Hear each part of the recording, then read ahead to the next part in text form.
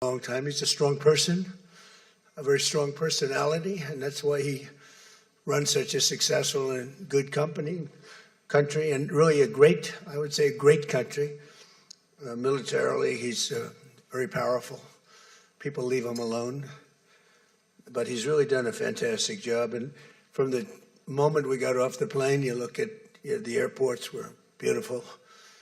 They built a new terminal for our arrival. Everything was beautiful. And so I just want to thank President Erdogan, who's done a fantastic job in Turkey. And I also want to thank NATO Secretary General Mark Rutte. Mark is an extraordinary person, smart, great leader. It's not easy leading so many leaders like that. You get a lot of leaders, and they're strong personalities, every one of them. And Mark does an unbelievable job. Couldn't find anybody better. I just want to say there was tremendous love in that room. The press got to see the sitting, but they didn't get to see the speaking. And I actually said, it's too bad the press couldn't see this, because every one of them spoke for a little while, and I spoke for a little while. And it's a lot of speeches. We kept it short, but it's too bad the press couldn't have seen what we were doing in that room, because it was very smart people, and they have a lot of good in their heart, not evil, good. And they're doing a great job for their country. The world is doing well. We have, as you know, the oil is down. We'll see whether or not we keep it down. We should keep it down. We're doing things that should have been done 47 years ago with Iran. And I just want to say that throughout my first term and over the past 18 months, the United States has led a historic effort to dramatically increase the defense spending and to have equipment that no other country in the world has. When you look at Venezuela, when you look at Iran, essentially demolished their military in a couple of weeks. They had a good military, they had a good Navy, they had 159 ships, everyone's at the bottom of the sea. They had hundreds of airplanes, they're all gone. They're all lying burned up on the runways. They were totally decimated, their radar's gone. Everything's gone, their leaders are gone, frankly. And their combat capability is pretty low. They have a small percentage of missiles left. They have some of the missile launchers left, call them launching pads, but most of that's been destroyed too. So we have the strongest military in the world by far, not even close. Everybody admits it. Last year's summit in the Netherlands was great also, and we achieved an unprecedented agreement to increase the annual defense spending, and it's the benchmark, raising it from 2% to 5% of GDP, which everybody said was impossible. And now they're all thanking me, and most of the countries have agreed to it. We have a couple of that didn't, but I have a feeling they're going to, and pretty quickly. In fact, today they were very positive. One of them in particular was, I didn't think, a good team player. Today was a great team player. As all of the leaders understand very well, the United States remains by far the largest contributor to NATO, monetarily and maybe otherwise, and the strongest military anywhere in the world. And they respect us as a country. Again, they didn't respect us 2 years ago. They laughed at us. NATO laughed at us. Everybody laughed at us. They don't laugh anymore. There's no more laughing. This year we invested a record $1 trillion in our armed forces, and we're going to be asking for $1.5 trillion coming up. We have the money being spent on the best equipment anywhere in the world. In the working session this morning, we discussed the progress other members are making toward the 5% target, and they're making great progress. Many of these countries are very rich, by the way. We don't have to feel sorry for them. But it doesn't mean they're properly protected. There's a big difference. Some have truly answered the call, and others are making big changes and will be answering the call. I think I can say in all cases they're going to be answering the call. And we'll be taking in over $1 trillion a year toward defense. And that's a tremendous amount of money. It's a big up. They were at 2%. They were actually at 1%. I got them to 2%. Then I wanted to get them to 5%. And we got up to 5% the last time. And they're, just again, if you could have seen the respect and the love in the room, and it's love really for the country, for our country. I don't want to say me because you'll say, oh, he's so conceited. He's such a conceited person. But they do. I mean, they like the job I'm doing. They said, sir, we love you. These are grown people saying that. Isn't that nice? Maybe, I don't know, maybe they're trying to get to me. And the way they did, because there was tremendous unity in that room. And I urge all nations to accelerate their plans to get the benchmark as quickly as possible. The benchmark is going to be that 5% number. That's the number it should have been for years. As a result of the commitment we achieved last year, defense spending of other NATO members surged by more than almost $150 billion in 2025, and much of that money is being spent on American-made equipment. They all want American-made equipment. We're pushing very hard to have the defense companies, and they're great. We make the best equipment, the Patriots and the Tomahawks, and everything we have is considered to be the best. Not by me, it's everybody wants it. I wish we made it faster because we could sell as much as we could make. And as you know, I had Lockheed and every one of the companies, all of the companies, Raytheon as an example, Boeing. So many of those great companies are now building plants. They had big plants, but they were using them 24/7. I said, that's not the way to do it. You have to build more plants. You don't have to just go overtime. No tax on overtime. Remember that, please? No tax on overtime. Those people are happy. But they were doing literally 24 hours to get the Tomahawks done and the Patriots done and all of the other defensive and offensive equipment done. It's the most sought after equipment in the world. You saw that with Venezuela, where they had a lot of great equipment. It wasn't ours, and it didn't work. Our equipment works, but we have to produce it faster for other countries. For everybody, including ourselves, we have to produce it faster. So we think within a year and a half max, we'll be, instead of waiting for a year or 2 years, we'll be having it on a 2-week wait, maybe a 1-week wait. That's what I want. And it'll do really well. A lot of people are, just waiting. They're waiting. They want to get this defensive equipment, maybe in particular the defensive equipment, but offensive and defense. As much of that money is being spent on American-made equipment. That's the money that the European and Canada are spending, European countries mostly, and Canada. And they're spending that with the United States, largely. And it's American-made, made in the USA, as we say. Weapons, munitions, supporting thousands of American jobs. This will increase. We have the highest number of jobs. Right now, we have the most people working in the United States that we've ever had in the history of our country. We have the biggest investment ever made, $19.2 trillion. That's 6 times more than we've ever had. Think of it, 6 times. And what did that were tariffs. Without the tariffs, I think we would have done fine, like at about 2 or 3. The last administration had much less than $1 trillion invested for 4 years. We have $19.2 trillion invested in 1 year. We haven't gone into the extra almost a half a year, 1.5 years. Those numbers won't come out for a little while. So we have 19.2 trillion, not billion, not million, trillion with a T, invested in plants and equipment that's being built all over the country. Eli Lilly is building plants, big drug, Merck, all of them. The drug companies are building.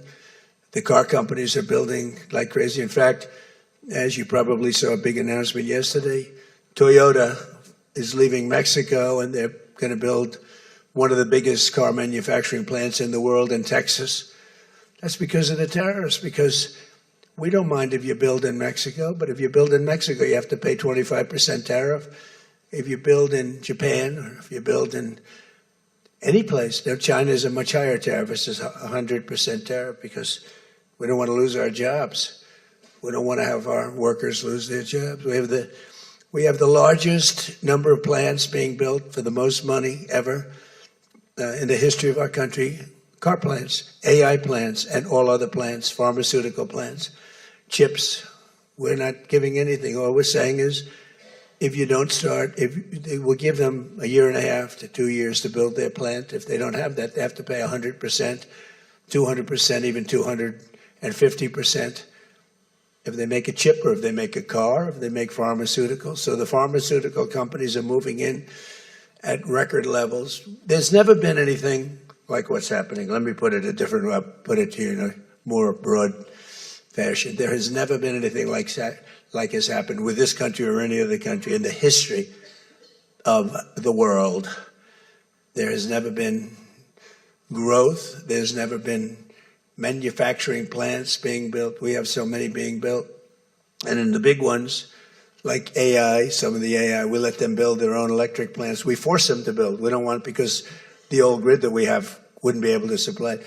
They need, just as an industry, more energy than the entire country produces right now, when you think of it, which is incredible. So take all of the energy that the United States produces and that one industry, which is so big, so powerful, it needs more than that. In fact, some people say almost double. So this was my idea. I said, you can never service that. You can't reinvigorate the grid. You can make it better, but nothing like that. You wouldn't be able to build. And we're leading China in AI, well, in just about everything. But we're leading China in AI.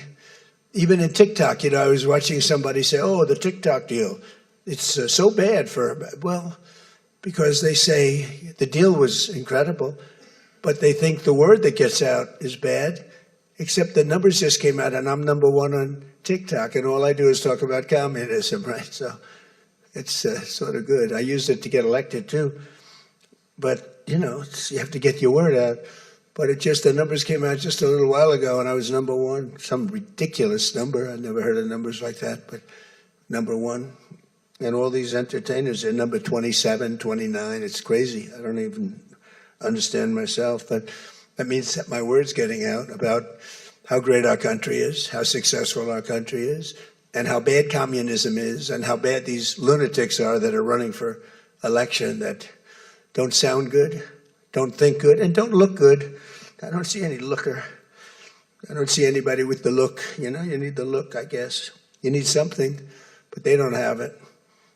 And I think they'll fade fast. And it's not social democrats. This is not a social these are communists that are running. And they don't want God. They don't want successful things to happen for our country. They don't want to have a successful country. I think they're sort of crazy. As European nations rebuild their militaries, American equipment will be the largest beneficiary. The defense companies are going to be making most of that equipment. They want the American equipment because it works better. It's not a question of anything else. We make the best equipment in the world. And to that end, I provided other leaders with an update on the steps we're taking to rapidly scale up production in the United States. And they wanted to hear that because they don't really want to get it in 4 years, 5 years. They want to get it like in a week. And we'll actually be at a point like that in the not too distant future with the plants that are being built. The defense plants, it's incredible. Lockheed is building, I think, 5. Some of them are building 3, 4, or 5, and they're big ones. It's going to quadruple the output we have with the munitions and the basic equipment itself, whether it's a Patriot or a Tomahawk missile or any of the missiles that we make many missiles, different types, for different occasions. And just today at the summit, we announced $3 billion of new defense investments with U.S. companies. And Lockheed Martin will establish a world-class Patriot missile sustainment facility, a big deal in Europe. They're given a tremendous incentive by Europe to do that. All goes to the benefit of us and Europe because they're getting the best equipment. Northrop Grumman is moving forward with the sale of advanced American drone technology. We're actually the leader in drone tech. A lot of people don't know that. We have the most sophisticated drones in the world, and we're a real, I guess we're the leader, but we'll soon be the leader by many times over.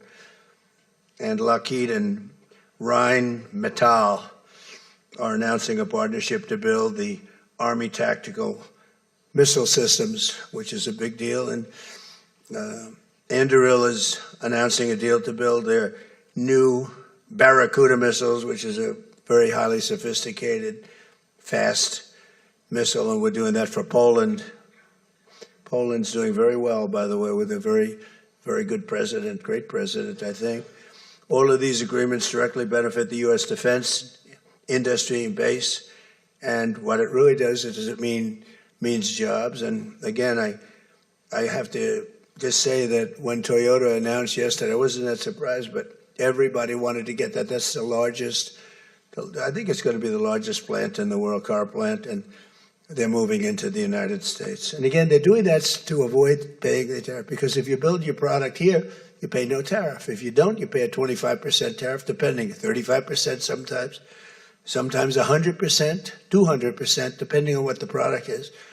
As an example, we're doing great on steel because we charge tariffs. So now all of a sudden the steel industry, which was absolutely dead a few years ago, I revived it in my first term, pretty good.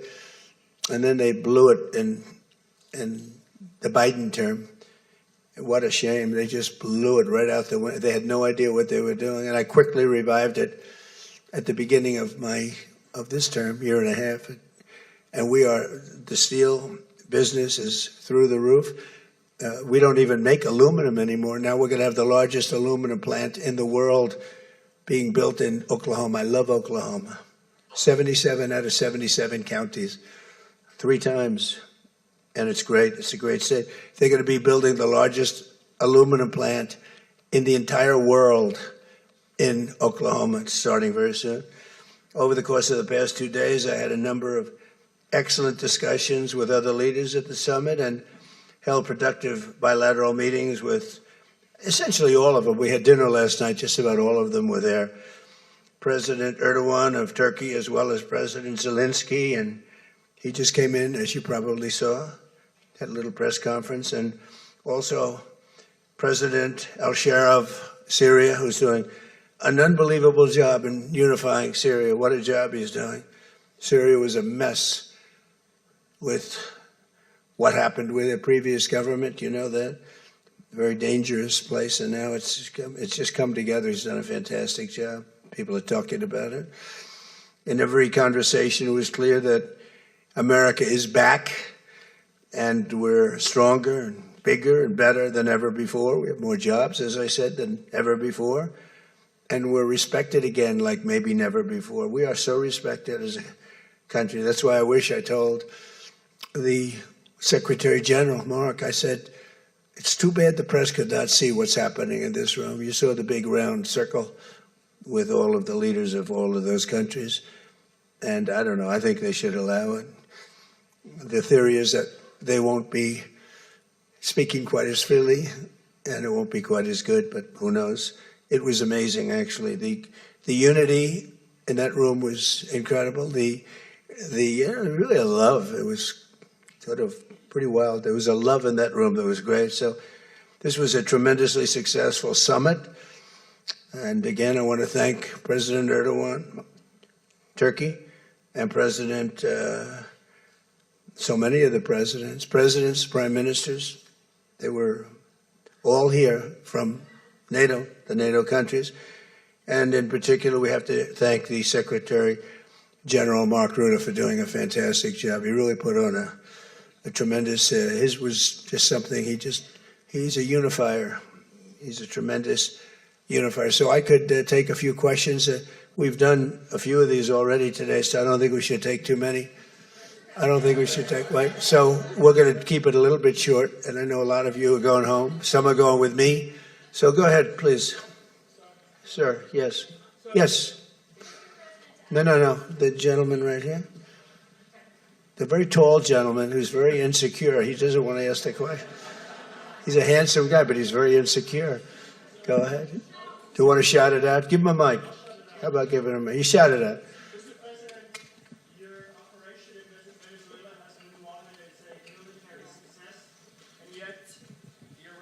war seems to be a strategic dead end for you. Why are you apparently unable to end the Iran war? So I think we're doing just the opposite. The Iran war has been a tremendous military success.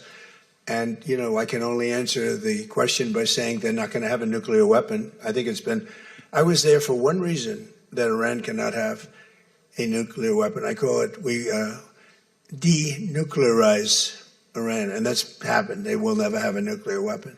That stuff is so far down under a mountain. It's a granite mountain that collapsed on top of it. Take months to get it out.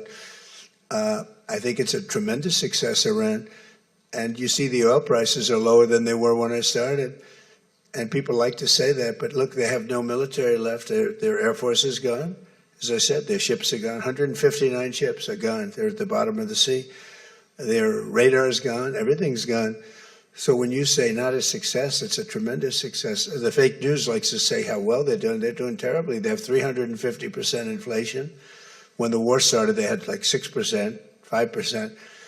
They want to make a deal, but they don't know how to make a deal, and then they go around shooting ships at night. I don't like that. You know, they're dealing with very fine people. They're dealing with Steve Witkoff. They're dealing with Jared Kushner and J.D. Vance, and they're dealing with Marco and Scott. They're dealing with great people, but I don't know. I think they're a little loco. They're a little crazy. But they told us they'd like to go to the funeral of a person who killed a lot of people. Khomeini killed a lot of people over the years, and there for a long time. Don't forget, what we did should have been done 47 years ago. It could have been done any time within 40. This has gone on for, they were the bully of the Middle East. So they're a much different country. Now, in one day, all of their anti-aircraft things are gone. That doesn't mean they're not going to get a plane at some point. But all of it's gone. Everything's gone. Their leaders are gone. They had leaders, they're gone. And they had another set of leaders, they're gone. Now they have another set of leaders, they may be gone. Who knows? And you know what? I may be gone too, because I'm their number one target. It's out all over the place. I'm their number one, because they're scum. That's the way they act. And that's the way they've done it for 47 years. But I'm doing what's right for the country. I'm doing really what's right for the world. They have to be stopped. And they've killed thousands, hundreds of thousands of people. They killed 52,000 protesters over the last 3 months. So when you say we're not doing well, I think we're doing phenomenally well. Our military has been incredible. Plus, we had a blockade. Did we have a blockade? Did you ever see a blockade work that way? You know, for you that said we're not doing well there. We did great in Venezuela. That was a one-day war. And they're very good military. You know, it's a very military country. We took out one of the worst human beings in the world, Maduro, and he's in jail waiting for trial. But what he did to this country was incredible, including the fact not only the drugs, but he had people pour into the country from prisons. They opened up their prisons. They allowed them to come in. We're getting them out. We're getting them all out. But we have, with the Biden open border policy, with Kamala as your borders are. Remember, she was the borders are, but she never called Border Patrol, never once, and she never went to the border. The border was a disaster. Now it's fixed. It's fixed where we have nobody, and I don't do these numbers. 0 people come in through our border, through our southern border. 0.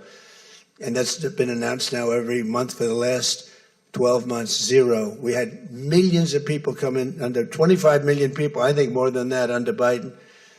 And they weren't people that you want, and for the most part, they were drug dealers. They were escaped from, think of it, all the prisons, and I'm not just talking about from South America, I'm talking about from the Congo, I'm talking about from all over the world. The prisons were emptied out.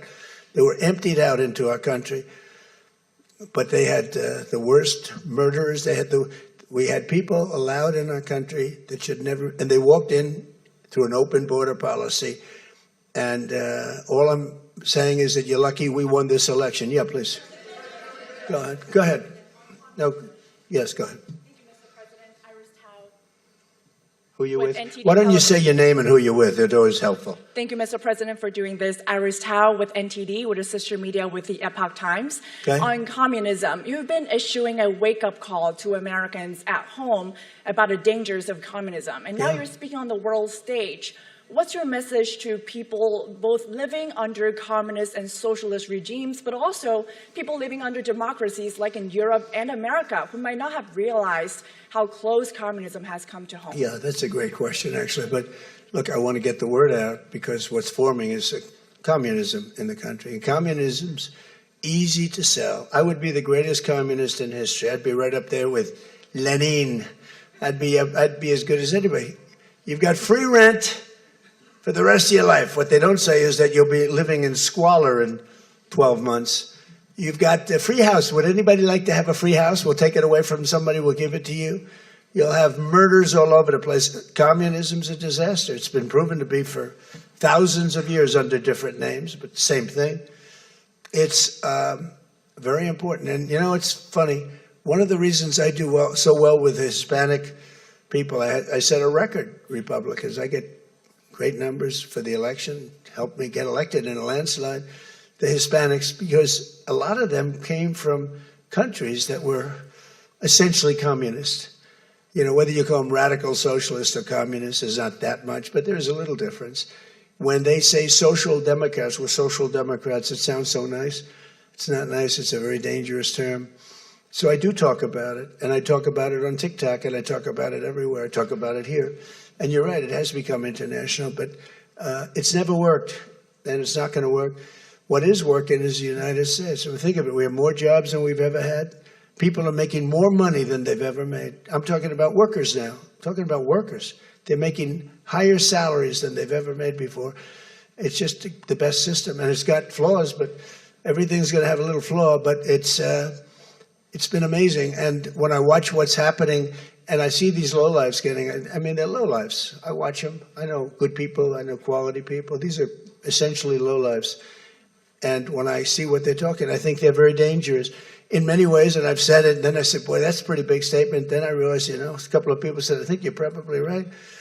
I think this country, with this thing that's going around, is in more danger than it was during World War I, World War II. If you talk about September 11th, if you talk about Pearl Harbor, that was big danger. I think the concept of us going communist, because one thing that happens when you go communist, you never come back, never comes back. You die in squalor. You die a horrible death. You die in squalor. And it gets very evil and very nasty. Yeah, please, go ahead. Mr. President, Tyler Pager with the New York Times. Last month you said Iranian leaders were very rational people, nice people to deal with, strong people, smart people. Today you said they were scum, sick people, and being led by sick people. What changed, and do you think... I got to know them. So I've said that about a lot. Now, when you say rational, I think they're much more rational than level 1, level 2. Level 1 is gone, level 2 is gone. This is level 3. I think they are more rational, but based on their actions over the last week or two, they're not doing a service to the people. And I think more than anything else is I got to know them. And I'm not sure I want to make a deal with them. We can play games, but I'm not sure I want to make a deal. Let's just finish the job.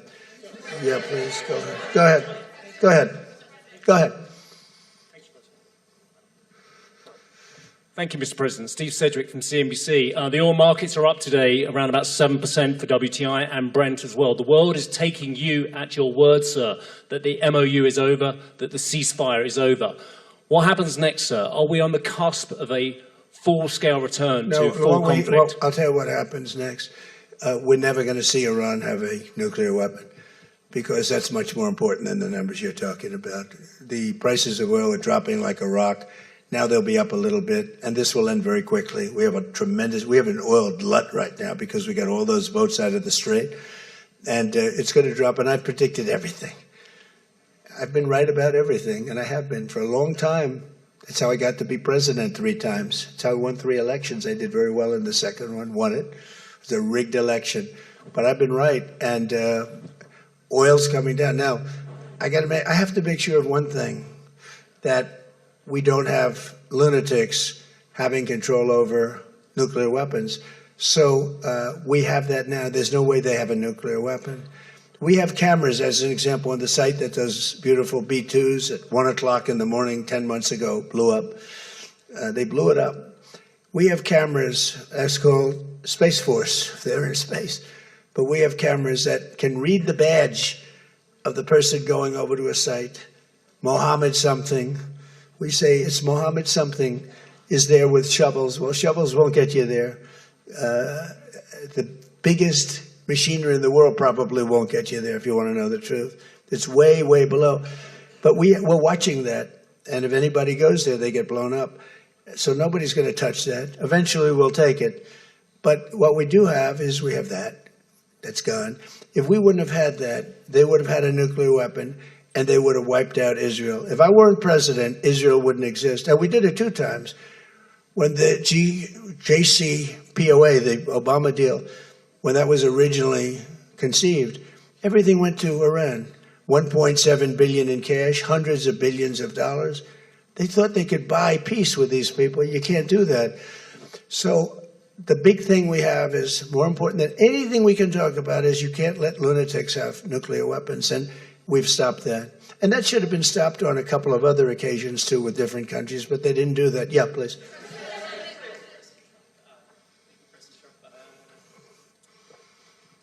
Stephen Nelson from the New York Post. I'd like you to address speculation that you're leaving Ankara not in the new Air Force One because of security concerns involving Iran. You've spoken today twice about them possibly assassinating you and possibly being successful. Did that concern have something to do with it? Well, I speak about it a lot because, you know, the life of a president is very dangerous. It's 5.2%. You know what a race car driver is? 1/10 of 1%. A bull rider, that looks pretty dangerous to me. It's 1/10 of 1%. No, it's 5.2% is you don't make it. You should have told me you're an excellent reporter. You should have told me that years ago. Maybe I wouldn't have run. It's a very dangerous profession. No, I'm #1 on the kill list for Iran. They're lovely people. I'm #1. So I don't know. I can't tell you that, but I don't really care because I'm doing my job and I'm doing it, I hope, better than anybody's ever done it because we have a country that's hot and really, really successful. But I mention it only because it's on the list. I mean, it came out. There was another list came out yesterday, and I'm #1 on. I like being #1 on TikTok better, but I'm #1 on the list for killing.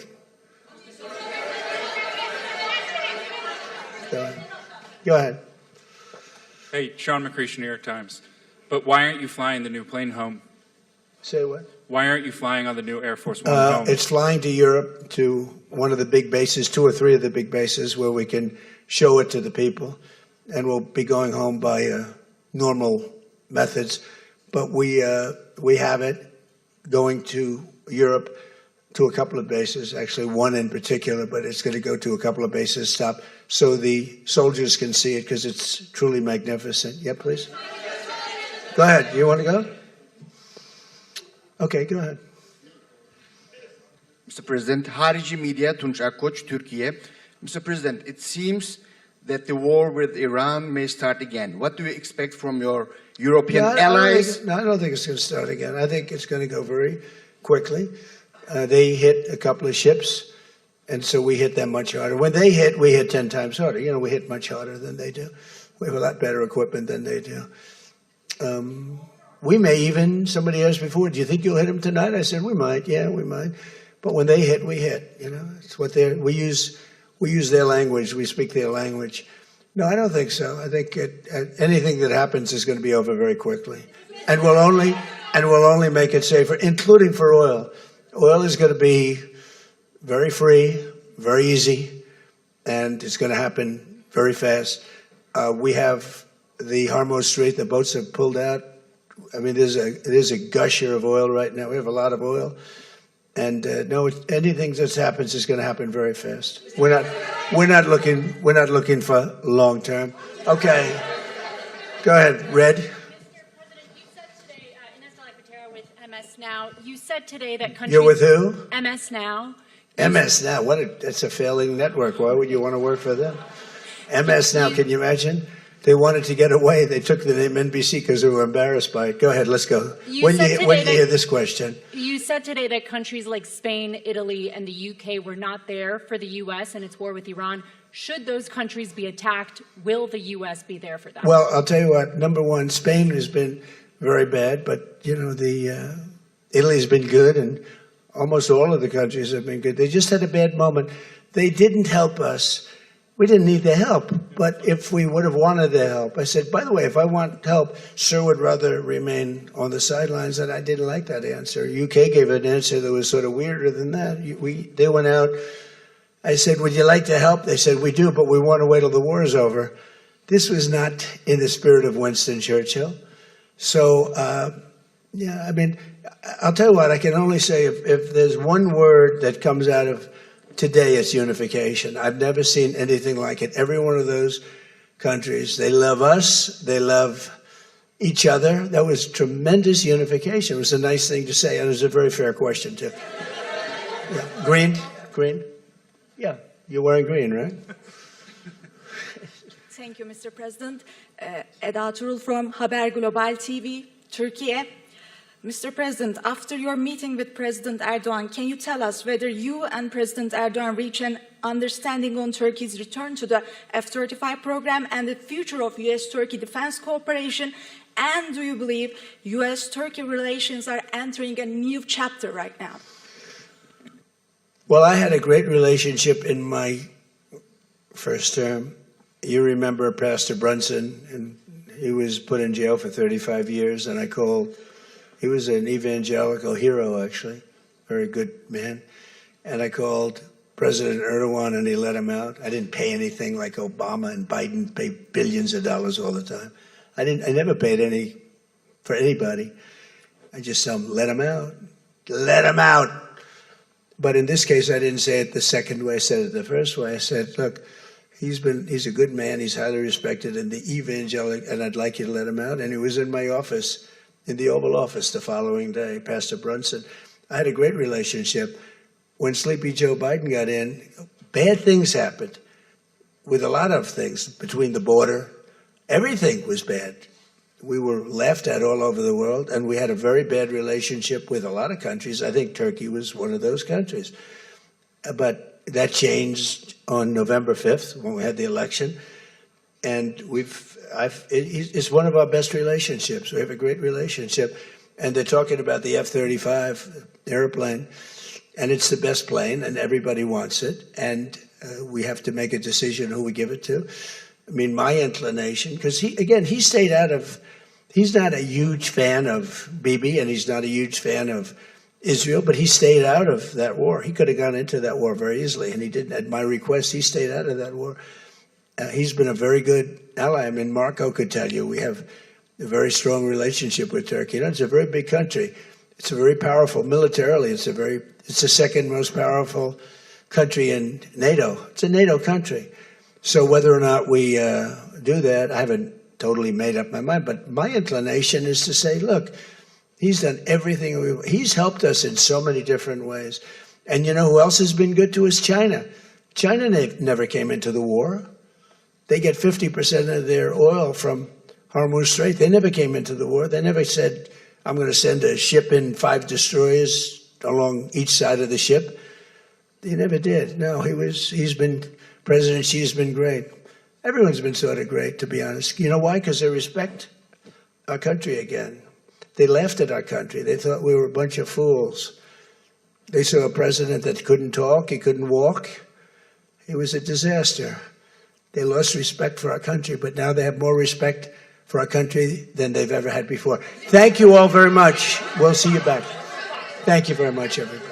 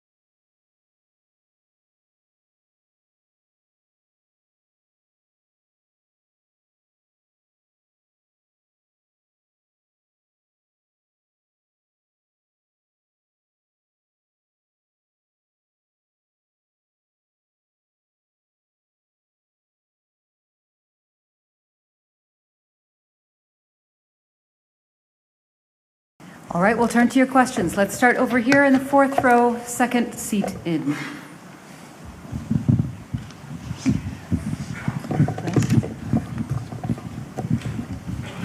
Maya Raidan, TRT Arabic. I have two questions, if you allow me. First, President Trump again criticized the NATO while he was standing beside you.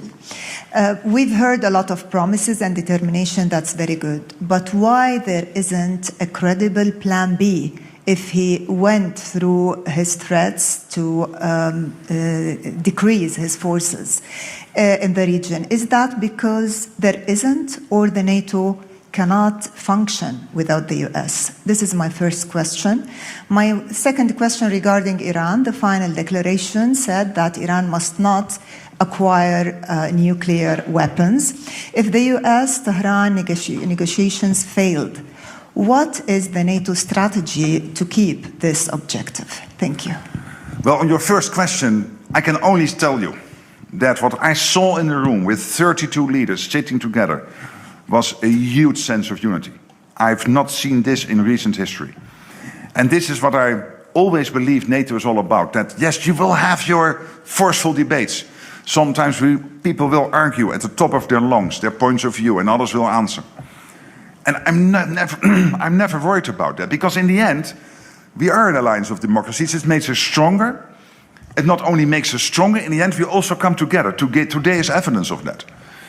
And I always know that President Trump and the US is completely committed to NATO. But there is this big irritant.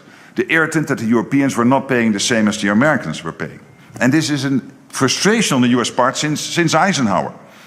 And this American president has been able to solve this.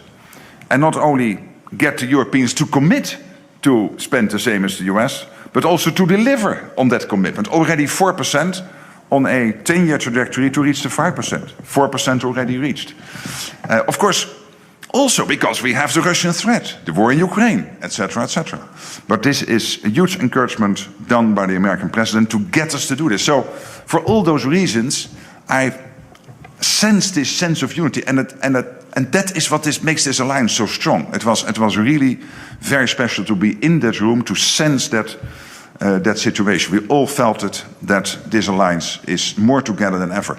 I think particularly because we allow ourselves to sometimes disagree and then come together. On your second question, it's absolutely clear it is a NATO policy that, and a point of view of all 32 allies, that Iran should never get its hand on a nuclear capability. Obviously, Iran is outside NATO territory.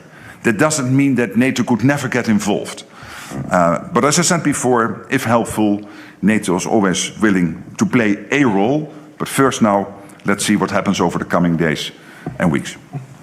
Okay, let's come up here, about halfway up on the right. I think I see Reuters. Ah, sorry, there you are.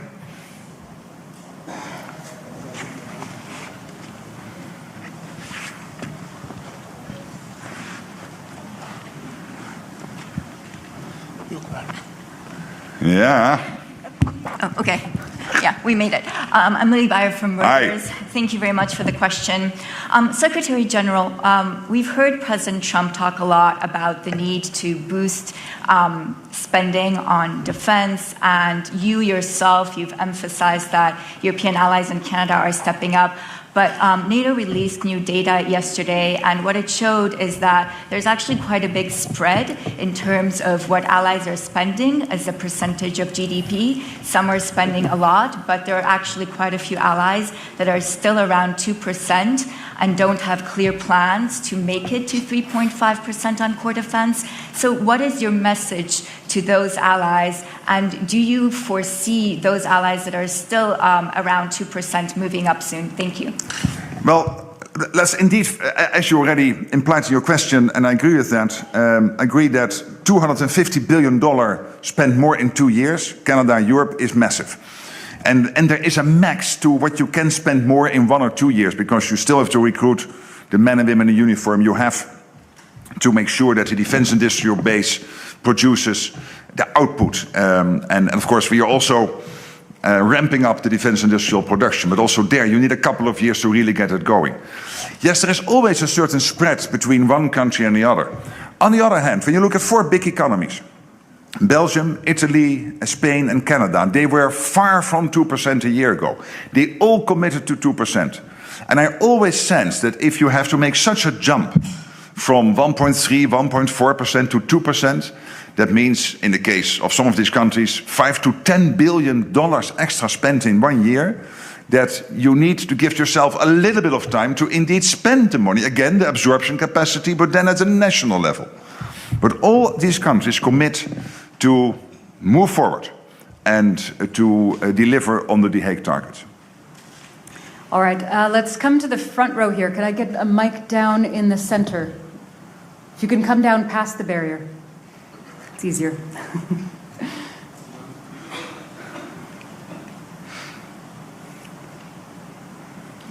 Yep, the man here. Yes, thanks. Sir. Thank you, Alison. Thank you, Mr. Secretary General. You mentioned that commitment from NATO. I'm John Decker from Gray Television. You mentioned that commitment from NATO for Ukraine, $80 billion this year, a follow-up of at least that amount in 2027. What will it take, in your view, beyond those resources to bring Mr. Putin to the negotiating table? That's my first question. And my second question, we're here in Turkey. What's come up during the president's time here is that S-400 missile system that Turkey possesses. Are you comfortable with that Russian missile system in the hands of a NATO ally? That's my question. On the second question, this is primarily a bilateral issue between Turkey and the United States, and this has been discussed, as far as I understand, also in the bilateral discussions yesterday, or at least the two countries are working on it. So let me not comment. And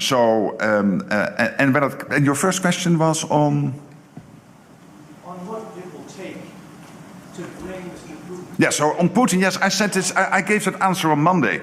I stopped a long time ago to try to interpret what is going on in the head of Vladimir Putin. What I do know is that Putin is in difficulty. The economy is doing badly. He is losing around 30,000 of his own people a month, which is terrible news for those families and people. It means he is willing to sacrifice up to 30, sometimes even 35,000 of his own, primarily men, on the battlefields. We see Ukraine striking deep into Russia when it comes to the energy infrastructure, the defense infrastructure, and the front line. He was making some gains earlier this year, and it is now more or less of a stalemate. So he's not doing well. There is this firm commitment now by the 32 to continue the support for Ukraine. I think that is absolutely relevant and very important. And I know that President Trump and his team, with help from everyone who is available, is trying to end this terrible war. He's meeting now, as we speak, with President Volodymyr Zelensky to discuss what can be done more. And wherever we can be helpful, we will be helpful as NATO. But let me not try to predict what's going on in the mind of the Russian president. All right, let's come up here. Financial Times, please. Okay. Secretary General Henry Foy, Financial Times. Thank you. Can I hold it? You can trust me. Henry Foy, Financial Times. Nice to see you. Yes, hi. Secretary General, how concerned are you that President Trump has brought back his desire to control Greenland? In January, this sparked a huge crisis inside the alliance, forced you to get involved personally, and almost started a trade war with the EU. Further, you told Trump this morning that you personally will make sure that an agreement on Greenland is implemented. Is that a promise you're allowed to make? Is that not the sovereign right of the Danish and Greenlandic people? Thank you. What the President and I agreed in Davos in January is, first of all, for when it comes to the defense of the Arctic, he absolutely was right. Because there is a huge risk that Russia and China will gain more and more access to the Arctic. And the discussion we had and the deal we made is for NATO, particularly the 7 countries bordering on the Arctic, including, of course, the US through NORSCOM and NORAD, so that means Canada with NORAD, and then, of course, the 5 European allies, so Iceland, Sweden, Denmark, Finland, and Norway, working together, backed up by all the other allies, making sure that the Arctic stays safe. This is Arctic Sentry, launched by the Supreme Allied Commander early February. And then secondly, and here you're right, I'm not allowed to discuss or make any commitments on this second part. The second part is about trilateral talks between the US, Greenland and Denmark, led by the foreign ministers of the United States, Greenland and Denmark, basically to make sure that whatever investments when it comes to the Golden Dome or deployment of troops on Greenland will be made in the future, that if Greenland would change its constitutional position within the Kingdom of Denmark, that these commitments, these deals are still valid, and that's why also Greenland is involved in those talks. I'm not involved in those talks, so your question, are you allowed, etc., on the second part, this is up to the three parties. These talks are ongoing. When it comes to the first, of course, it is my role to work with our military leaders to make sure that we implement this Arctic Sentry, and that's exactly what we are doing. All right, we'll stay right up there just next to him. Bloomberg. Secretary General Andrea Policiano from Bloomberg News. Good afternoon. Will there be, I'm here. Hi, I see you, yeah. Will there be a summit next year in Albania? If not, when? Thank you. The next summit will indeed be in Albania. That was the decision in The Hague. So the summit now in Ankara and then the next summit in Albania. So from now on, of course, the next summit is not in Ankara because we are in Ankara now. So the next summit is in Albania. And of course, we still have to decide on the exact timing. Okay, and then let's come down here in the second row, right here.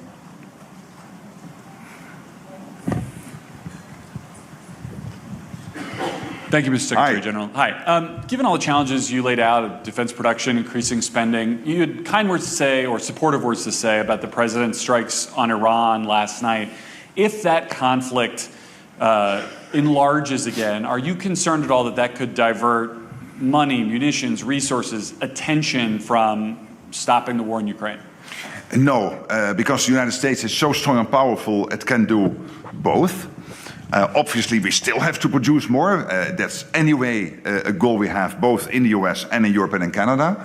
But when it comes to Iran, degrading the nuclear capability, degrading the interballistic missile capability of Iran, crucial for the Middle East, crucial for Europe, crucial for the whole world. And then, of course, the American president deciding, and I think he was totally right, last night, given the attacks on ships which happened over the last 24 hours, to do these strikes, obviously is completely the right thing to do, because this was Iran breaking the deal. All right, and then right here in the center. Yes?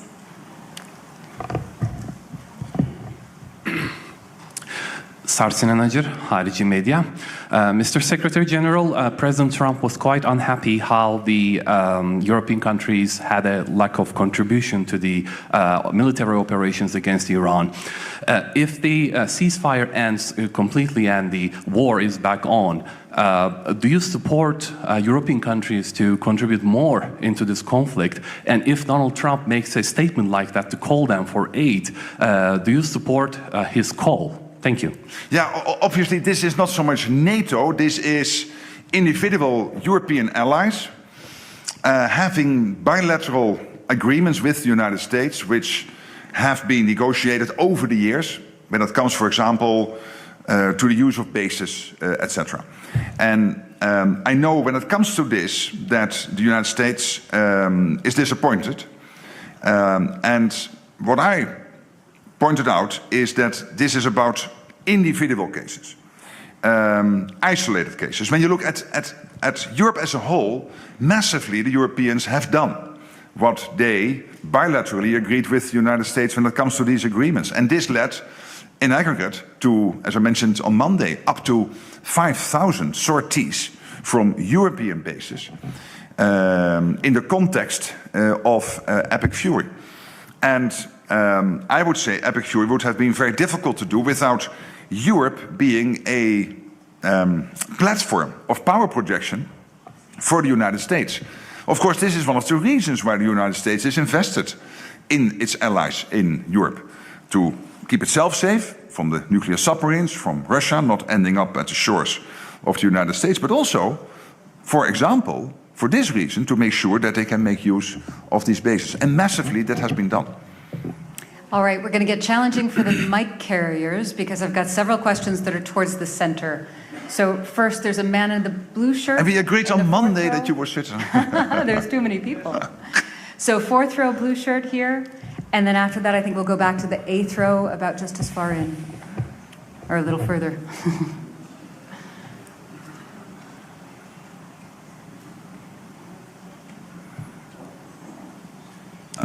Thanks for the opportunity. Yilmaz Akıncı from Al Jazeera.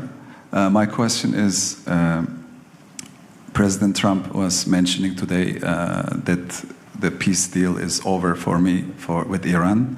And just a couple of minutes ago, he said, we will hit them hard tonight. So what is the NATO standing in the sense, especially there are certain countries like Spain is not really collaborative with NATO ally. Will NATO really fully support this, attacks or involve, especially when the topic comes to the Strait of Hormuz?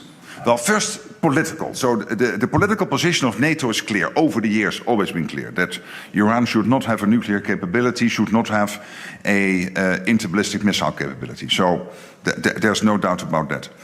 That's the political side. Then the practical side. NATO itself is not involved. This is outside NATO territory. But as I just mentioned with your colleague, there are, of course, these bilateral agreements the United States has negotiated over the years with individual allies in Europe. And again, when you looked at the situation between the end of February and mid-April till the ceasefire started, up to 5,000 sorties from European bases, I think this is evidence that European allies have delivered.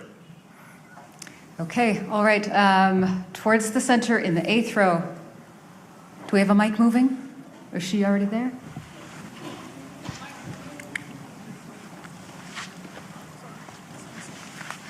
Yeah, you have to look at her. She decides. Alison decides. I see a gentleman there. Hey. Making our way. And then once you're there, please stay there because we'll take a few in the neighborhood. Thank you so much. I'm Deborah Haynes from Sky News. Good to see you. Thank you. You know Donald Trump well. Can you just give a sense from your perspective, do you think that he is more committed and more enthusiastic about NATO and NATO membership now than he was a year ago, given all that allies have done in terms of ramping up defence spending? Or are you seeing that these outbursts against the UK and others over failing to join the fight against Iran, his desire for Greenland, that actually he is as unhappy as ever before with NATO, maybe even more so?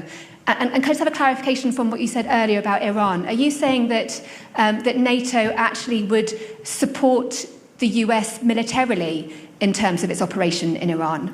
What I said is that Iran is outside NATO territory. NATO has a political position. You can also see that in the summit declaration that Iran should not get a nuclear capability, that the Strait of Hormuz should open up. And NATO has always taken the position that when it comes to the interballistic missile capability, Iran should not get its hands on it. But this is outside NATO territory, so this is individual allies navigating this with the United States. On your first question, I mean, I always felt that families, where sometimes you have heart-to-hearts and sometimes you fight each other a bit, are much stronger than families where you have, oh, let's not disagree and let's keep things nice and unity. That's a bit fake, I always felt. I love it when sometimes between friends you can fight each other because it makes you stronger. And President Trump is not a person which keeps his views to himself. So on two issues he was very clear. One is that Europe had to step up, and this had to do with NATO. He was committed to NATO, he is committed to NATO. But he said, hey Mark, it's not a fair deal.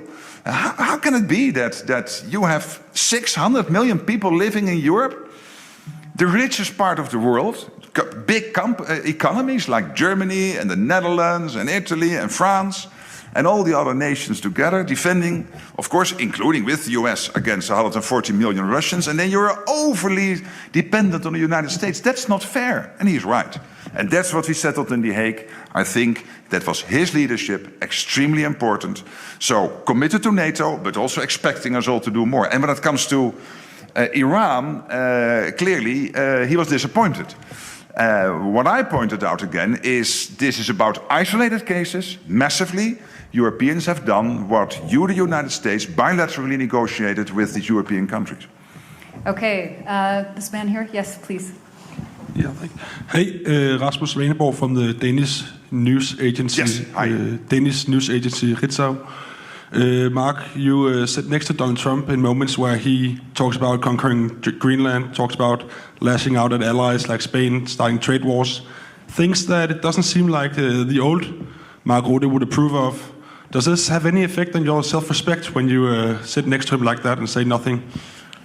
You know, what I always do is acknowledge when praise is due, and I think we should praise Donald Trump for the fact that NATO is so much stronger. Of course, it has to do with the Russian threat, it has to do with the war in Ukraine, but it very much also has to do with President Trump delivering now what since Eisenhower the United States tried to achieve, equalizing spending between the US and Europe. And it makes Europe stronger. It makes Europe more relevant for the United States as a partner. So that is the transformative character of this summit, of what happened in The Hague, the implementation since The Hague, this summit as a point in time where we take stock. And I think that is extremely important. And when it comes to Greenland, I already explained. We had a meeting in Davos. And I said, I agree with you when it comes to Russia, when it comes to China, gaining access to the High North. But let's do this together. We have NATO for this. Let's work together on this. This is exactly what we are doing. Okay, we have very little time and still lots and lots of questions. So the woman who's standing here. Thank you very much. Thank you, Secretary General. Yes, hi. Amel Akan from the Epoch Times, New York-based media outlet. I have a question on Russia. Russia is facing energy crisis, fuel shortages. Entire country is facing gasoline shortages. How do you see this impacting the war in Ukraine? And do you ask or do you expect President Trump to impose more sanctions on Russia? Well, clearly, Ukraine is very successful in hitting the energy infrastructure in Russia. In Omsk yesterday, they claimed, and I think the Russians almost, well, I have this from the media, so I didn't get this confirmed from other sources, but I guess you reported this correctly, some of you did, at least yesterday, that they have been successful in striking deep into Russia, which was one of the biggest refinery plants in Russia. And this is part of a pattern over the last 2 months, where the Ukrainians are more and more successful in hitting the vital energy infrastructure in Russia. This is having an impact on people driving cars, ending up at the gasoline stations. There was news yesterday that they had to put out mobile toilets because people had to wait all night for gasoline. Well, I can assure you one thing as a politician. In the 16th, 17th century, you had to make sure there was enough bread. In the 21st century, you have to make sure there's enough gasoline. Your voters don't like it if they cannot fill up their cars. And of course, this is having an impact on the Russian economy. At the same time, you have a Russian president which is willing to sacrifice up to 35,000 of his own young men in this crazy war against Ukraine, totally unprovoked. So again, to any Russian young man listening, if you contemplate joining the war effort, think again. You might be one of those 30 to 35,000 this month, next month, the month after, because your president somehow doesn't care. He is willing to sacrifice you. So this is what is happening. And I know that the US and the European Union, sanctions is not NATO, but the EU and European countries and the US and the United Kingdom are constantly coordinating when it comes to sanctions and to see what can be done. Okay, I think we have 2 more questions. So the man in the orange tie here in the 6th row.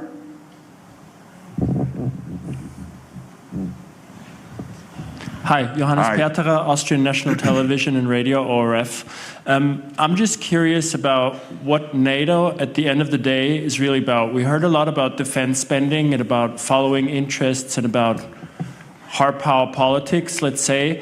I was wondering also because we find ourselves in an autocracy where journalists are being arrested, what values does NATO represent, if any, and are those values shared by all 32 members? Thank you. NATO is a defensive alliance, defending 1 billion people living in NATO territory. That's the United States, that's Canada, and 30 countries in Europe. We are defensive. We will never attack another country. Never. We are a defensive alliance. But we will make absolutely sure that if anyone else does not wish us well and tries to attack us, that they know that our reaction will be very forceful, that we can defend ourselves, etc., etc. And that is for a reason. First of all, because I strongly believe in the 21st century that you should not attack another country like the Russians have done with Ukraine. It's kind of crazy to do that. It's a playbook of the 19th century or the 20th century. We don't do this in grown-up democracies anymore in the 21st century. So that's one, but also because there are values at stake. Democracy. And democracy, as I said on Monday, is not only free vote. Democracy is also you, the free media, that you can report, that you can try to find out what happened behind the scenes, politicians not always liking what you find. But if it is fair, hey, it's your role and your job to do that. It's part of democracy. And the third pillar of democracy is that your societies have the ability to make their views known. And they do this sometimes through demonstrations. And that is always should be possible. And that means that journalists should always be able, in person, to participate in big news events. Okay, final question. That's all we have time for. We're going to go to the fifth row on the aisle here. Thank you, Secretary General. Satya from... Yes, hi. Here. Oh, no, sorry. Oh, there are more than one hand. Yes. Satya from NHK, the public TV station of Japan. Thank you. I'd like to ask about the IP4. Do you think it was important to have at least all representatives of all IP4 countries present in Ankara, considering the challenges NATO faces from China? And this is the second year not having all the leaders present at the summit, but do you already have any ideas on how to engage again at the leaders level with them? Yes, well, the president of the Republic of Korea was here, so I had the opportunity to get to know him better. He and the First Lady participated in a dinner last night, and we had very senior representatives at the level of defense ministers and or foreign ministers of New Zealand, Australia and Japan. So I myself have my engagement with the leaders of these nations, so it's not necessary that always all the leaders are here. I was very happy to meet the Korean president because he is relatively new. We spoke a couple of times on the phone. This gives the opportunity to get to know each other better. And I traveled myself last year to Japan, and I might do other trips to the IP4 countries in the future, because this is an important relationship. And we said yesterday it is important because this is about the acknowledgement that the two theaters in the Pacific and the Euro-Atlantic are more and more interconnected. You cannot separate the two. That doesn't mean that you want to extend Article 5 to the Indo-Pacific. That's not the goal. The goal is to work as much together on defense industry, on innovation, on standards, also exchanging views on defense spending, how to do that in the best way. We have now experienced in NATO not to prescribe in detail how many tanks or how many fighter jets, but what should be the battlefield outcomes we want to achieve by each nation's contribution to the collective defense. So this was a very useful discussion. I think we all felt it. Alison, there is one lady over there who really tried for some time. Is it okay if we do one more? One more. It's you, and then we stop. Because I think there are other presidents and prime ministers also wanting to address you and get your questions. Thank you so much for this opportunity. Ecem Toplar Haber Global TV. Anti-Turkey rhetoric continues to flow from Greece, which persists in its illegal militarization activities in the Aegean. Greek Prime Minister Mitsotakis stated, "My country still faces an open threat of war from Turkey." How are these statements by Greece received within the alliance? Thank you. Yes, well, I've said before, when it came to other issues, sometimes between allies, and that can always happen. We have an alliance of 32 nations, so there might be bilateral discussions, and then obviously, unavoidably, I will get the question, what is my view on this? But of course, I'm not a commentator. I'm there to maintain the unity, at least trying to do my best to maintain the unity of the alliance, and that means that when there are discussions or sometimes irritants between allies, that I do not comment in public, so that I can be behind the scenes, if necessary, if so wanted by any of the discussing countries, helpful. All Thank right. you so much. It was really great to see you on Monday, to see you today, earlier today. You're amazing. See you next time. Thanks. Thanks very much.